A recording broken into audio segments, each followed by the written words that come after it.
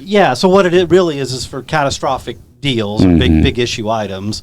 So anyway, I'm just saying, yeah, if you're ever feeling compelled to waive an inspection altogether, please don't do it.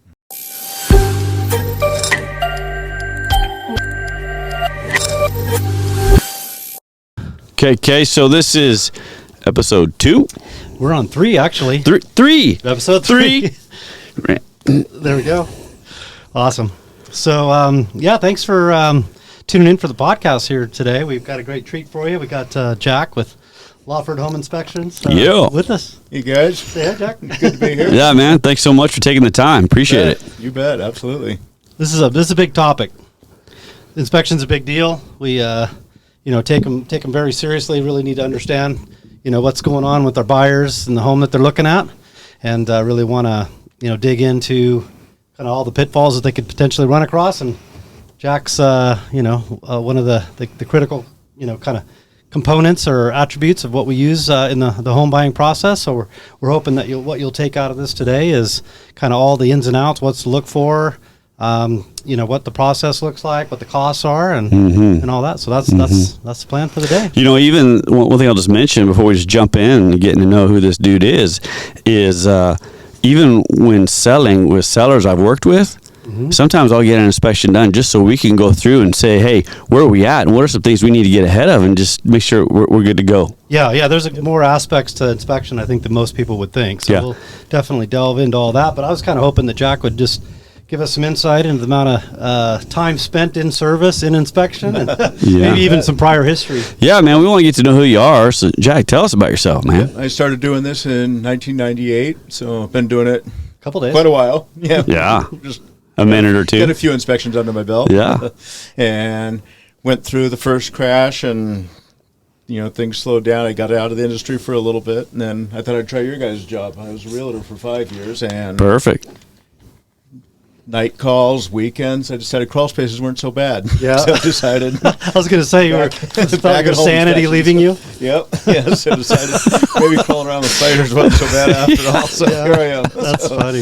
Well, you had quite a past in residential even before inspection, right? Yep. Yeah. I mean, I think that's perfectly valuable here. I'd share a little bit about that if you want. Yeah, I've done a little bit of everything on the real estate field, actually, but I gravitated back towards this. I started out in the lending industry and did that for about 4 years, and that's when I decided to get my license the first time for real estate. And I was at a real estate school, and they had a home inspector come speak, and I thought, well, heck, that's more up my alley, because backtrack a little bit, I used to flip homes. I used to do lots of them. Yeah. So if I didn't get real good at going through them, it came right out of my wallet, because back then home inspections weren't as popular. It wasn't. It's kind of a lot of people didn't do them. So right. Yeah, that's exactly why I want you to bring it up, because your eye is, not just in kind of the health here, but like what kind of pitfalls, what's the cost going to be, what are all the ramifications of buying a bad product, bad home. Well, with your hands-on experience flipping homes, I mean, how things should be done, what's done right? I mean, you're going to be looking for the details and seeing those things.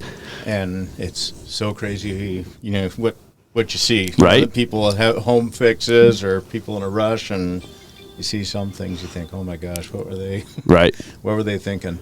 Oh yeah. So, but it's good to be able to, be an agent for a while, so I can kind of see your end of it.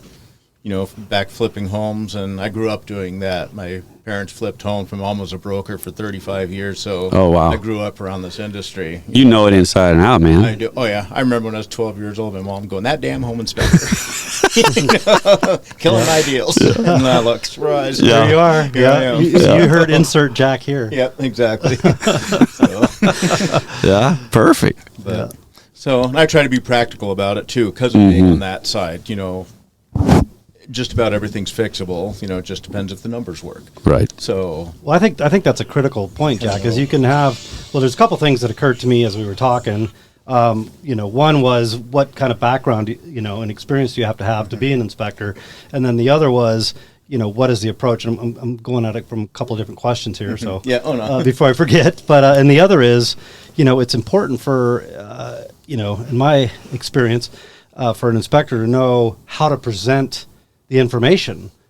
because Right. depending on who you communicate it to, that's going to either be, something that scares the living daylights out of them. They're going to run for the hills, or you can present it in a way like, hey, this is something to think about for sure, but you can address it. Right. So, Yeah, put it working more with you over the layman's years. terms. There's a lot of, put it in more layman's terms. Yeah. There's a lot of technical stuff that a lot of homeowners aren't going to know. They'll get the deer in the headlights look and go, what are you Right. talking about? Right. So Yep. I try to put it in terms they can understand, and Yep. and I know how to fix things too. I can give them more of a breakdown than someone that just read a book and go, I know that's wrong, but don't know why it's wrong or the right way to fix it or things like that. The right way to fix it, and or to some degree the costs associated Right. to fixing it, Right. because obviously Yeah. we're not going to ask you for a specific number, but we have a very short period of time to figure out is this insurmountable or not. Do we need to walk away, or are we going to ask the seller to there's a lot of considerations that come into play. We need to be able to And I evaluate still all that. talk to a lot of contractors because, as you know, with supply changes, things now, what a water heater costs now versus what it cost 10 years ago is astronomical. Things are constantly changing, and now things are coming back down again. So I talk to plumbers, roofers, different contractors to get an idea where everything's at. So you're able to basically kind of give, hey, worst case scenario for what I'm seeing, this could be run you X amount of dollars, right? And get you, Yeah, pretty close. ballpark, Yeah, I yeah. always say don't hold me to it. Yeah. And always good to get different bids because Right. it's amazing how, when things are busier, they kind of get their prices up, it seems like. So it's good Yeah. to get bids from several different people. Yeah, and that's But- part of our job as agents to reach out to different contractors and get, Right, yeah. if it's of concern and it's a number that can't be a little ambiguous or too much plus or minus, then we'll reach out to contractors. Yeah, I mean, if there's some real pieces and parts to it where we're like, there's some time and labor in this one. Yeah. we got to get some bids. Yeah, yeah. The other part of bids too, I think it's important for everybody to know. You can speak to this, Jack, but what things are you communicating that you're perfectly familiar with and feel confident in sharing versus, hey, I really need to bring in a specialist, because obviously that's something we could do as well to say, hey, this is Right, yeah, and I'm pretty well rounded. I don't have to say that a whole heck of a lot, but like I don't do, and most home inspectors are not EPA certified to do like air samplings for mold. So after doing this for 20 years, I have a pretty darn good idea. So, I'll just say, suggest consulting with a mold specialist. It's possible microbial growth, but Yeah, there's a lot of facets of a home that you would need to be familiar with, and the more you know, the more value you can provide to your client. absolutely. Yeah, Interesting. I do a lot of continuated, and things are always changing. Different systems in a home Yep. are changing, and Yep, yep. I find it interesting that somebody like yourself that brings so much value. Unfortunately, you've got to be competitive with other inspectors, absolutely. and they might not bring that value. They got a name and they market it real well, or what have you. I'm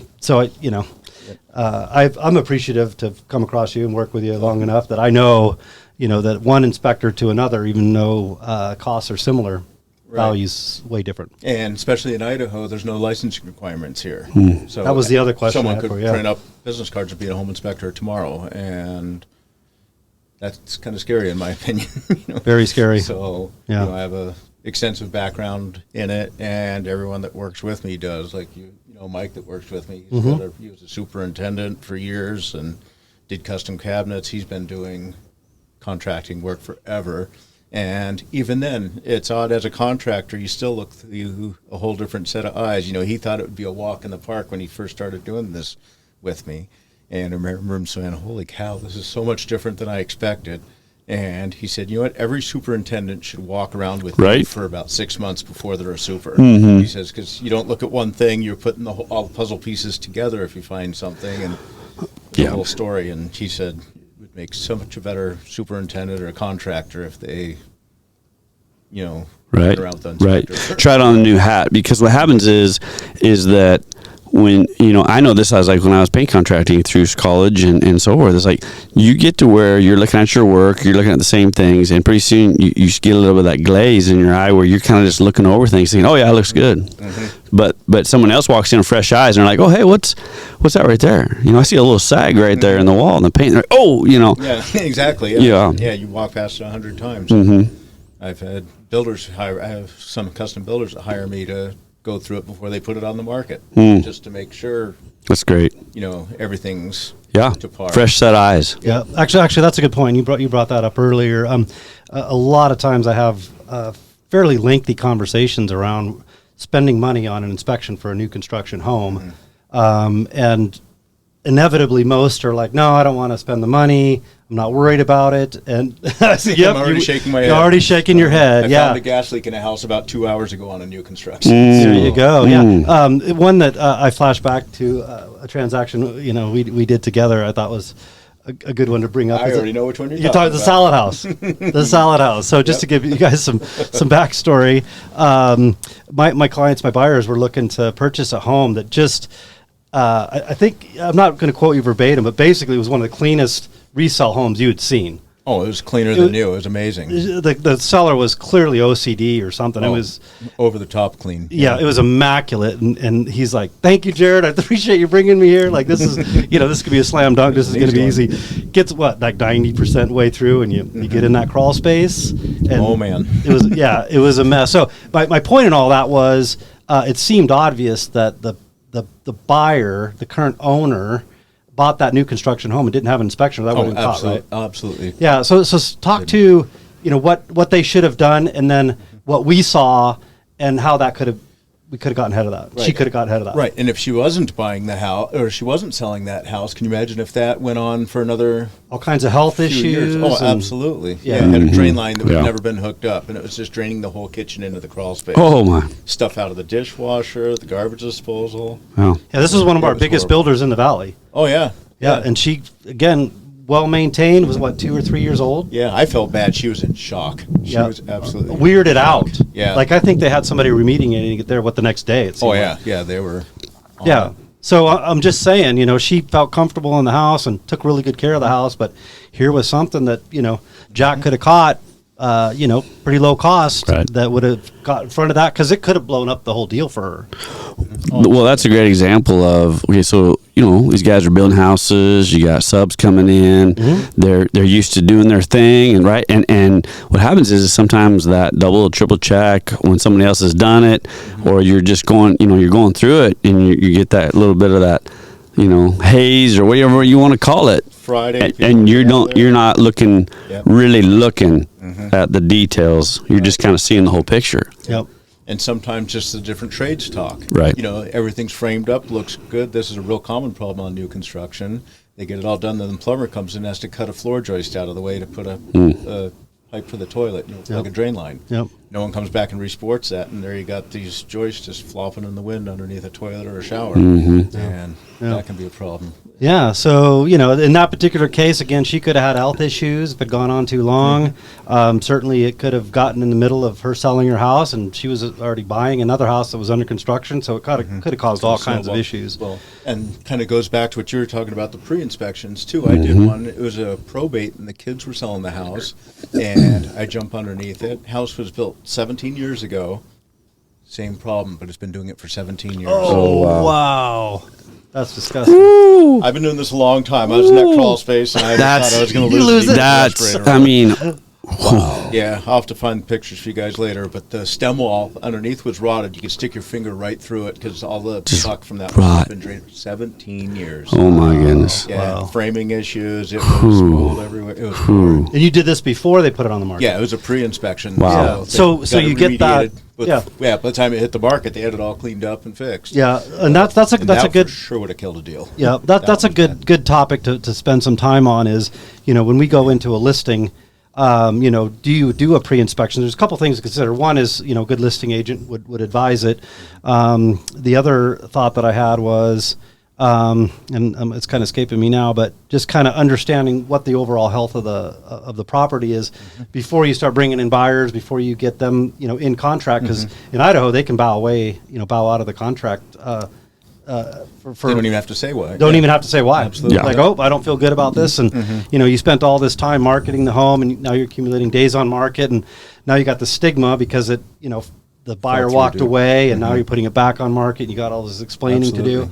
But the one thing I was going to say is, just the importance of knowing when to do an inspection, but the pre-inspection I wanted to focus on a little bit because I think if a buyer only takes the pre-inspection, I know some inspectors will do kind of a subset of an inspection for pre-inspection, not a whole inspection. Right, yeah, we can do just the main points. It's going to be what they call the deal killers. You know, I can do the attic, the crawl space, the furnace, just the main points instead of checking every window and little things that we know aren't going to really Yeah, so be I think that's detrimental. important for a buyer to understand is, oh, they've already did the inspection, you know, I'm not worried about it. One, there's a point of view that was done by the inspector that they hired.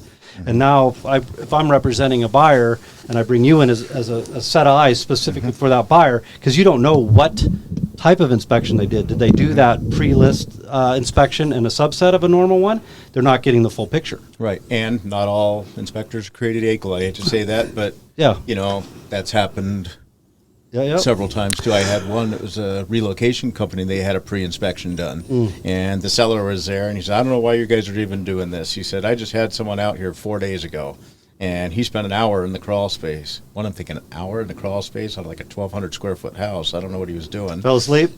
He must have, because we went down there and found 6 plumbing leaks active, What? and they said there was none, and we showed him, just showed the homeowner, and he's like, "Oh, that's crazy. Let me pull up." And he showed us the report, pulled it up on his tablet, and he had a general picture of the crawl space. We zoomed in. You could see the leaks in his picture, but he didn't put it in the report. Yeah, he must have took a pillow. That was just he stuck his head down there with the camera. He didn't crawl in there. That's 100% right there what happened.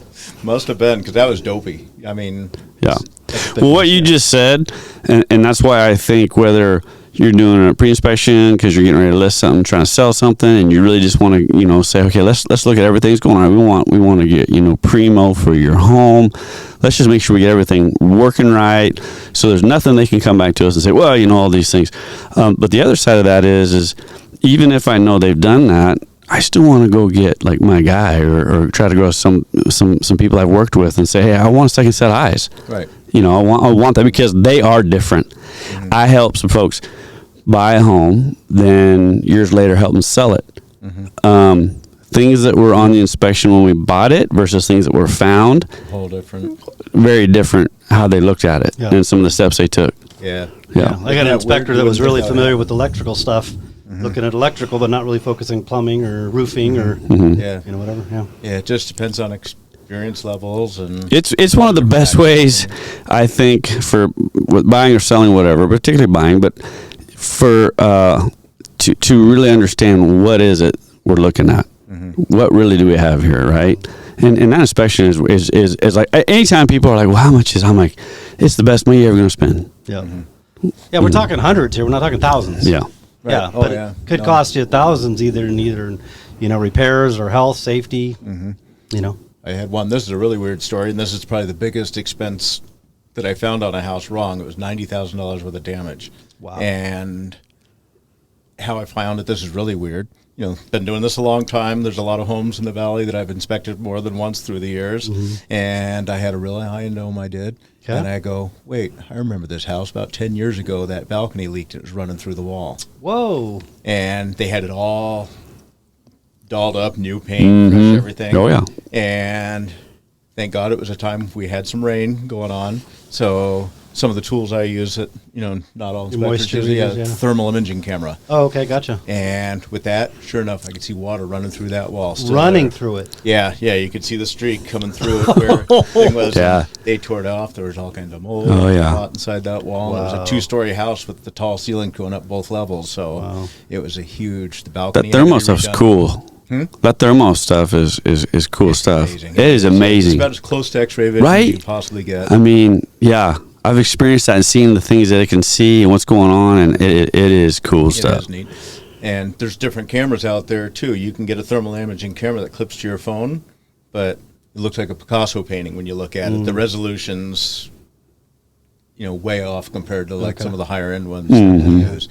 And because Use I the right tried that tools. at first, you know, I thought when they first started coming out with them, you know, I don't want to spend $5,000 for a camera. I'm going to try this cheaper one. Right. And I was like, you can't even see any kind of detail with it. You know, you could advertise you use thermal imaging, but it Yeah. really didn't do much. Yeah, it sounded So- good, but it didn't really do. Yeah. Right, yeah. And I bought this higher end, it was a whole different ballgame. It's really amazing how they do that. Yeah, well, we're talking about stuff that you could catch that could be expensive or big issues, but you know, it just seems to me like even if you found nothing, for a couple $100 to know there's nothing. It's peace of mind. Right. Yeah. You just bought peace of mind. Oh, Yeah. nothing makes me happier. You know, Yeah, I don't like right. being That's the bad best guy. thing, right? Yeah, I don't like being the bad guy. Yeah, You know, you would people have have loved to- going through the salad house and saying this thing's bulletproof. Oh yeah, that would have been wonderful. Right, Yeah. right. But No, unfortunately, by the yeah. way, we didn't name it that. The listing agent named it that. I was going to say I don't remember the name of people calling it that. So. No, That's funny. the listing agent called it, and the reason why is because she had a listing like years back that was the same thing, and she named it the salad house. So this is salad house funny. too. Yeah. Anyways, it was pretty bad. I funny. remember another one. I think you did. I think you found some ducting for the dryer vent that was kind of plugged up or not routed, correctly or whatever. That as I recall, we were chatting that if the home builder hadn't fixed it, probably would have, blocked it enough. The dryer, if you Yep. bought a new dryer for your new house. Right. I don't know how long it takes to fry a dryer, but probably not long. And fire hazard if it's Or backed fire up. hazard, yeah, burn the absolutely. house Yep. down. Yep. Yeah. So And it there's doesn't matter price range either. Like you mentioned that one was a bigger builder and some of the custom builders too. It really doesn't matter. I had a house that was $2.2 million I did 2 weeks ago, and half the house wasn't insulated in the attic. They just missed it. And you'd be surprised how often that happens. But, on a house of that caliber, you think, Right. Yeah. You would think it would be perfect. Right. Yeah. Yeah. You would think that versus a 380 house, would be a different. I find nailed just it. as many problems on a high end house as I do Yeah.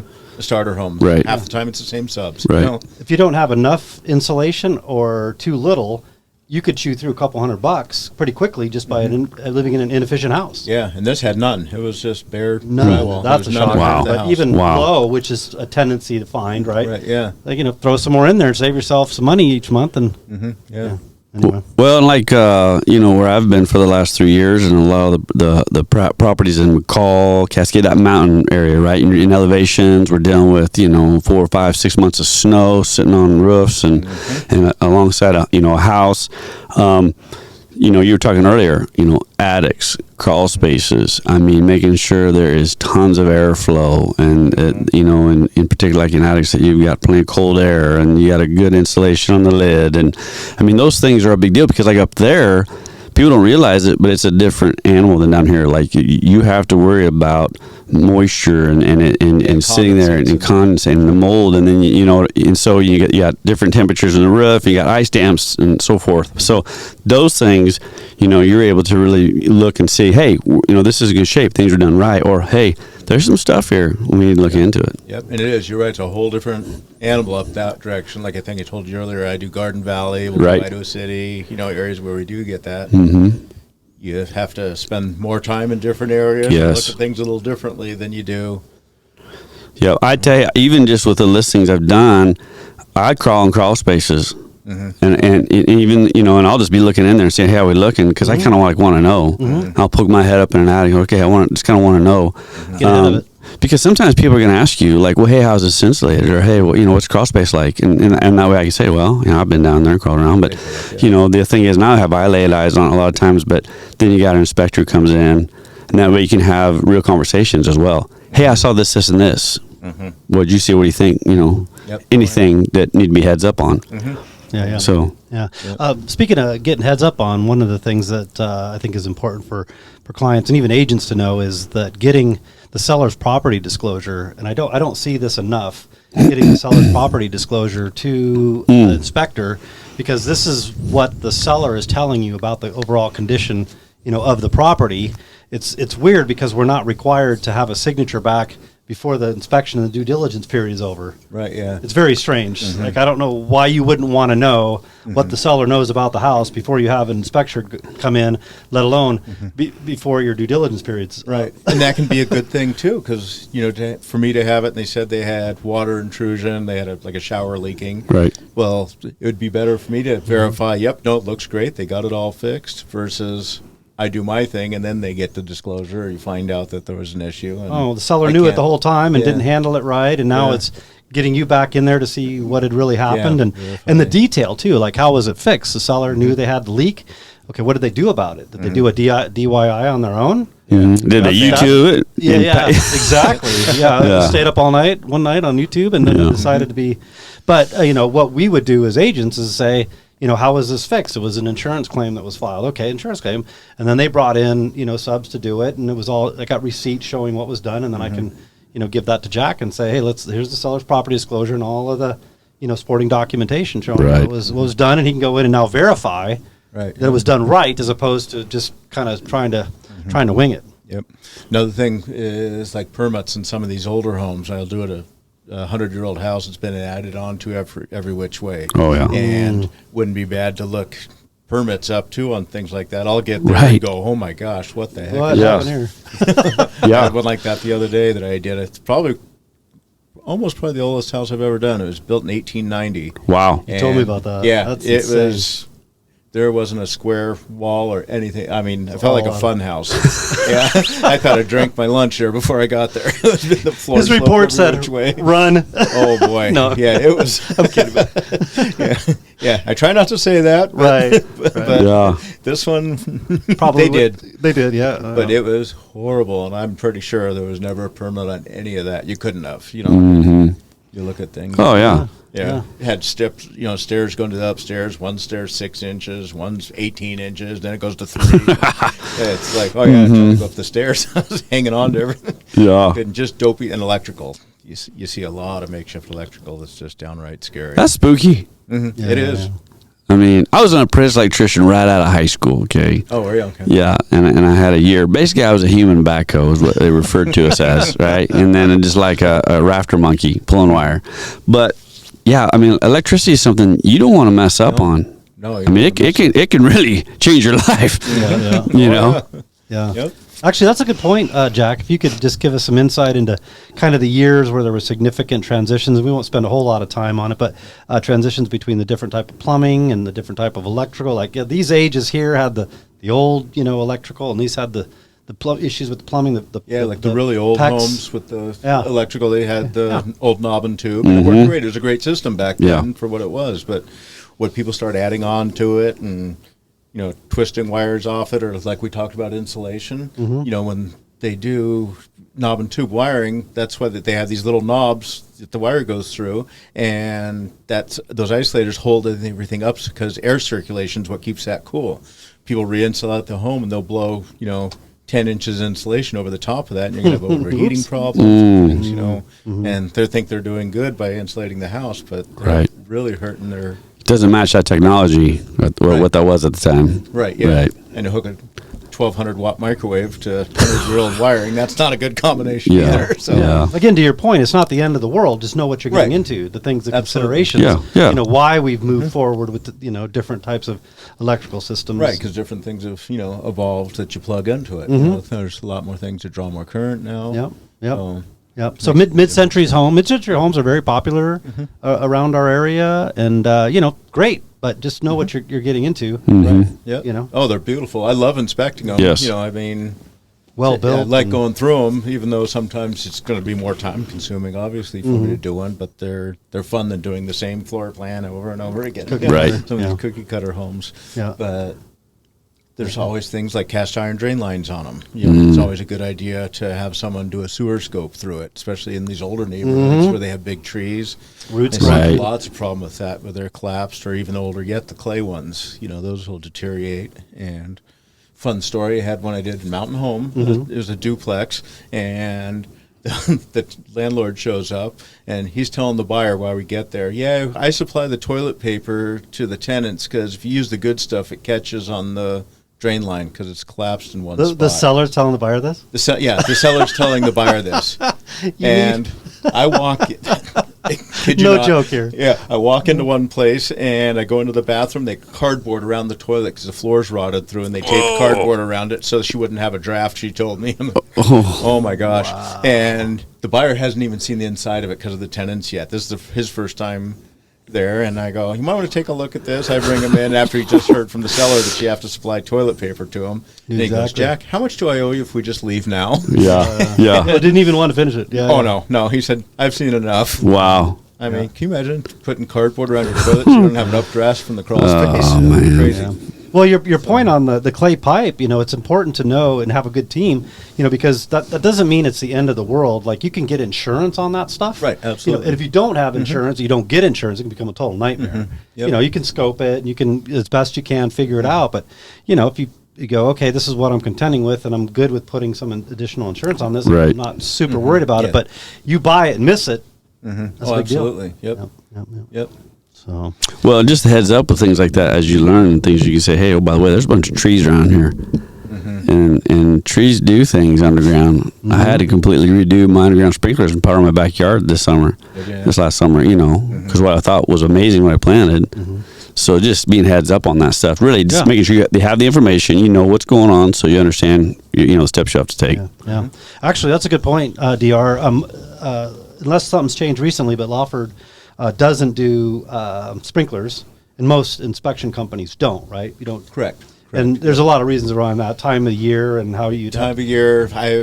I used to do them, but then the problem is if somebody, before closing runs over a sprinkler head and they go, "Hey, you didn't tell me that sprinkler head was broke." It wasn't. And just too many unknowns. I can't see underground to see if there's a broken line, so we just finally had him make it a policy, and I was about the only one I think that did. So, and if they do, they are so limited on their wording. They did, yes, they came on. They didn't hit the house. That's about all they'll say. Yeah, so it's important to know if you are getting inspection what it's covering, what it's not covering, and stuff like that. And then it's not covering the sprinkler system. It doesn't mean it's the end of the world, just because they're not super complex systems, but it might take you some time, might take you some energy. Yep. And I'll notice if it's 10 degrees out and I notice the valves are still on, I'll put it in there. Okay, hey guys, it doesn't look like they had these winterized. You might want to check that or get a receipt. Or sometimes if I see the siding looks like it's damaged from sprinklers, I'll turn them on and see if they're still hitting, and I'll do it. I just can't. Right. Yeah. Speaking of things that aren't covered, AC, obviously. Some buyers don't know that can't be checked at in the wintertime, correct? Yeah, if it's below 60 degrees, sucking that cold air and can, for sure won't work then after that. Yeah. So we might have the sellers bring in an HVAC tech or something to service the furnace and stuff like that, kind of give an assessment as best they can without, lighting up the AC unit. But just kind of say, well, based on its age and as what I can tell with any kind of service records or, and the HVAC company can test the Freon levels, without that specific license, we can't, we're not allowed to play with that. So we can't test that, which an HVAC company can in the wintertime and still say, hey, at least it's fully charged and looks like it's. Yeah. So a good agent, again, there's things that Jack either can't do, won't do, or what have you, but HVAC, I'll always ask the seller to have an inspection done by HVAC, tech and company, and provide receipts and the results and resolution of any issues, and or possibly within the last year. So do it before my buyer closes on it, or any service work, anything like that. When it's been done last. And going back to new construction, believe it or not, I've seen quite a few damaged HVAC systems on brand new homes. Furnaces, they'll just hit or something, or not leveled, or all the above. They'll paint the house and they don't have the filters in it, sucks it all in and damages the vent motor. Yep, I've had that happen quite a few. It may have been Andrews in your office. So I'm not sure. I had one. I turned that bugger on and all of a sudden smoke just goes rolling out all the ducts. Had paint on it, smoke alarms are going off, and scary. Yeah. They just gunged the whole, that whole motor just got gunked up with paint. Yeah. Well, actually, so before I forget, a little on the topic, but we're talking about kind of a lot of scary stuff, and we're talking about reasons why you get a home inspected. But there are warranties you can get on your house, and certainly resell. We will quite often make a recommendation. They're pretty inexpensive. They're roughly around $500 a year. If you don't have a nest egg set aside for stuff that comes up, a warranty is a great way to go. Sometimes you can get the seller to pay for it. Sometimes agents, if they really, really, really like you, they'll do a little chip in. No, I think it's a great idea, especially just for that first year when you go through all the seasons. And kind of get more. Spring comes up and it's getting hot. That's the last time, you don't want to be figuring out what you got in the bank to fix your AC. Right, absolutely, yeah. Yeah, because those didn't get any cheaper, by the way. Right. No, I priced those out this summer. Absolutely. Yeah, and that's another thing we do too on new construction that we haven't touched on yet is I'll do warranty inspections. I call them 11-month inspections. Before your home warranty's up with the builder, we'll go through it again and make sure all the systems kind of goes back to the main points. We're not going to check every outlet or window, but because those things typically don't fail, or the homeowner can tell us and we can put it in there, and we'll just do a list. So crawl space, has moisture in it now, because grading changes, people, things, landscaping, different things like that, or groundwater, there's a couple subdivisions here that I've done brand new homes and they've been fine, and a year later, more people are watering and the ground gets saturated in that whole subdivision, and boom, now we got wet crawl spaces. Yep. So I bought mine just a couple years back, and I did both. I did an inspection, prior to close. It was a brand new construction home. Still did a full on inspection, and then 11th month before mine, I had another inspection done. Just because you're right, I don't know what happens and what got it, what adjusted, and last thing you want to find out about that stuff is on your 13th month. Right. Oh, absolutely. So peace of mind. Yeah. All in. I don't know, $700-800 or whatever, but. And there was a few things kind of here or there I was glad to have cleaned up. Wouldn't have been the end of the world, but if there had been some catastrophic thing. And sometimes it is. And sometimes it is. Yeah. Yeah. So, our job as agents, are to provide the information. This is our recommendation. You alluded to it on one of our last podcasts is, we don't tell people what to do, but, for that peace of mind, if you have the ability to do both in a new construction scenario, that's our recommendation. A lot of people just say, what, I'm going to do it on the 11th month. I feel pretty comfortable with what I see here, and I'm just going to wait until my warranty. Do what you'd like and do what you're going to do, but I'm over here shaking my head because I've had people do that. Then I go in and I get to tell them their drain's not connected and your master shower's been draining in there for 11 months. 11 months, yeah. Right. So was it really good? And then trying to get it fixed. You have a lot more leverage when you're trying to close a house than you do calling the warranty guys that are overbooked. So yes. I've had some builders say, I've heard some builders where they're backed up where their warranty work will be 6 months before they can get somebody out there. Right. Yeah.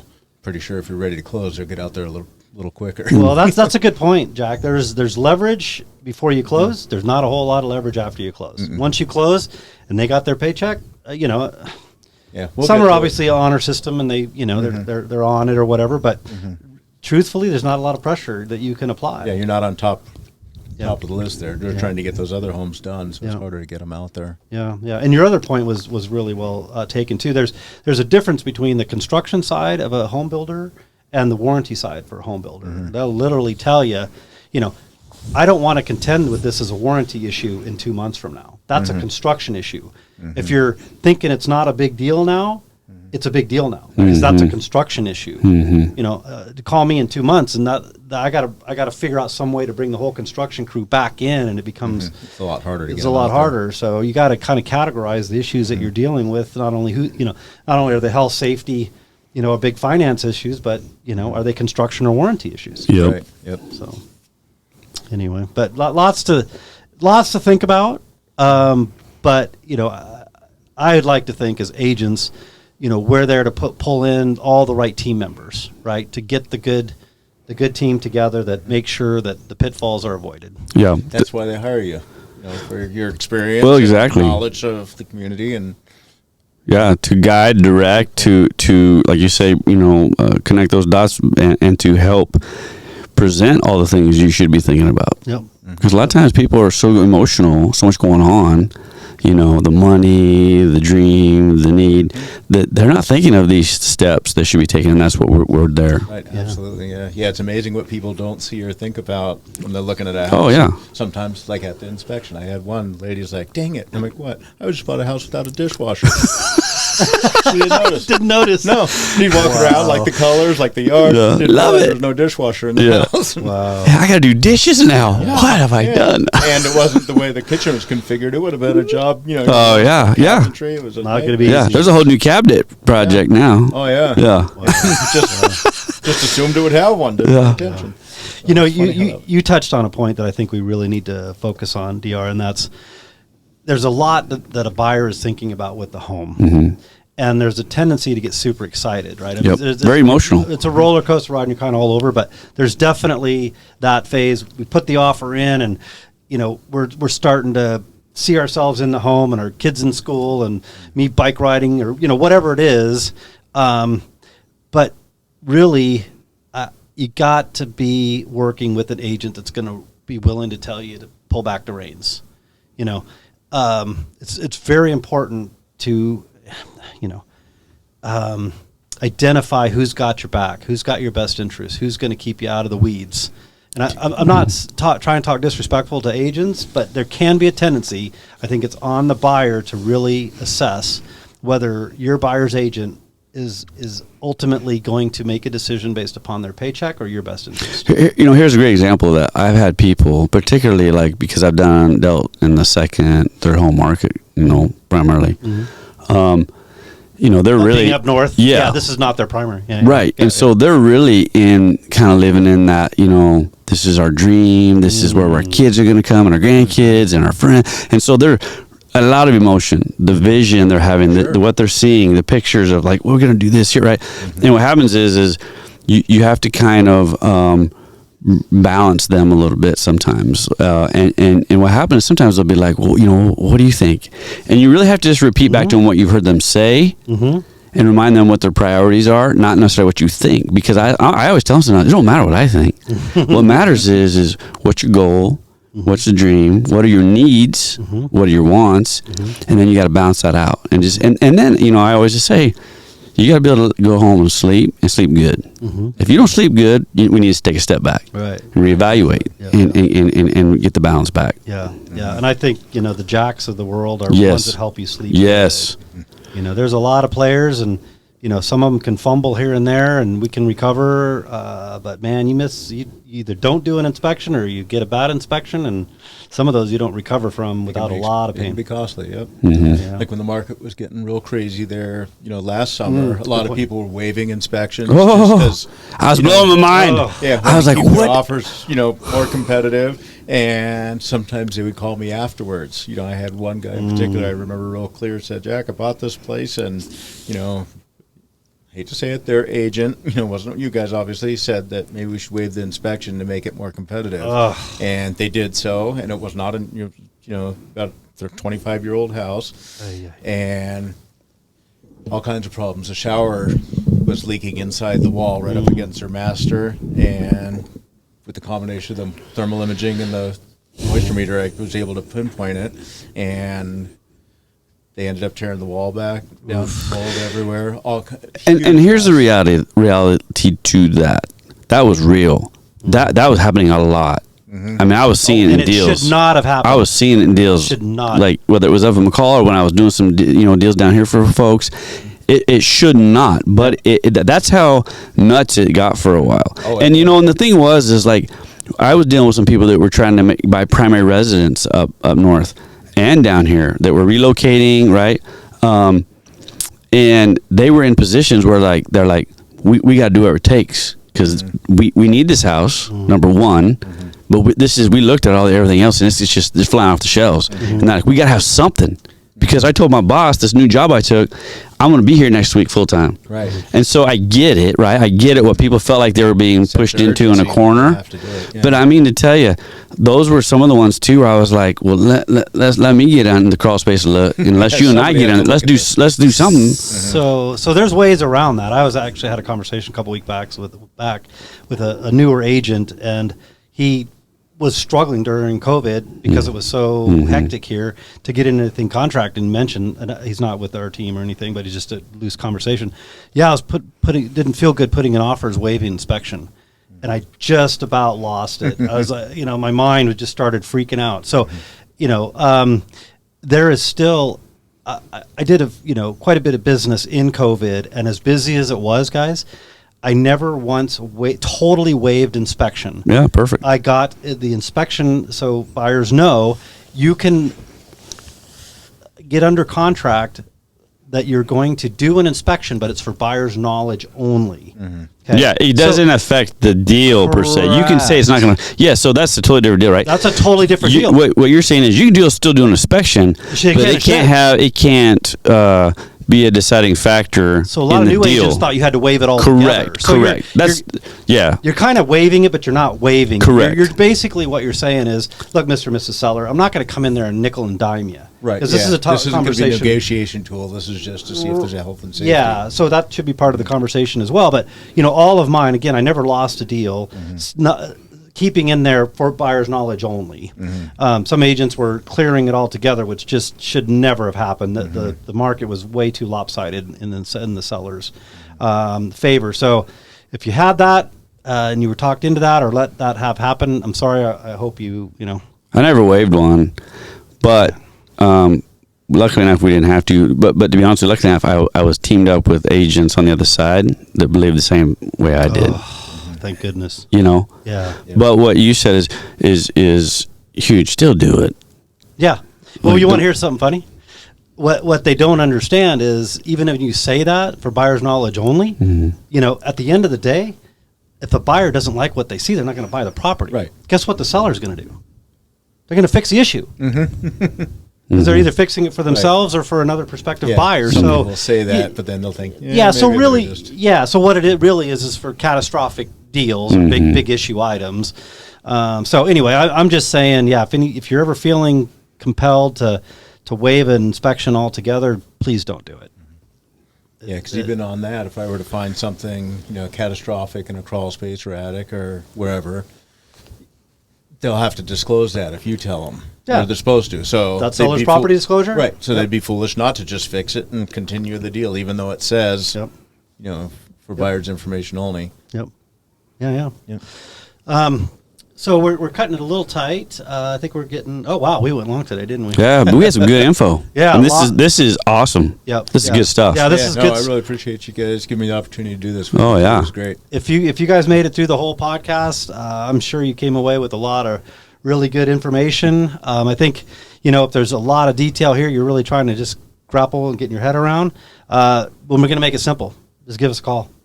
We've been doing this a long time, and we've got people that we know what to ask in the market. Find the Jacks of the world, the good Being good teamed up inspectors, with the right people. We know how to get the right team. That's so important. Brought together, so you don't have to feel overwhelmed in all this. There's a lot of details as you go through the transaction, and we're going to share that with you for sure. But our job is to make sure all that goes kind of as smoothly as possible. And then back to what I said earlier, it'll be all about your best interest. Absolutely. A lot of pieces of the puzzle, and it's good to have good agents that can put it all together. Yeah. So, Yeah. absolutely. Well, we certainly appreciate you coming to hang out with us here. Oh, you bet. No, it's tonight, fun. Jack. Thank you guys. Yeah. Glad I was able to make it. Oh, That's a real pleasure. All right. Thank you so much. you bet. Well, as I always say, hope you have a blessed day. Hey, remember this, wherever you're at, make the most of it and be in the moment. Take care. Take care.